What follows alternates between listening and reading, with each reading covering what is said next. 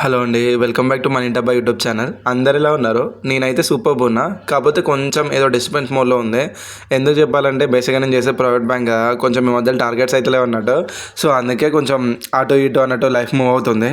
So ఇది వచ్చేసి శివరాత్రి రోజు వ్లాగ్ అండి. మా ఇంటి దగ్గర శివాలయం temple almost 200 to 300 years of history ఉంది. నందివాహన నాగభూషణ దోషణ చూసారు కదండి టెంపుల్ ఎంత పాజిటివ్ వైపు ఉంటుంది. ఇది పక్క కోనేరు అన్నట్టు. ప్రజెంట్ టెంపుల్ వచ్చేసి శిథిలావస్థలో ఉంది. లాస్ట్ 2 to 3 years నుంచే ప్రజాదానంలోకి వచ్చింది టెంపుల్. ఎందుకంటే గ్రామస్తులే ఇనిషియేటివ్ తీసుకొని స్పాన్సర్స్గా ఫామ్ అయిపోయారు.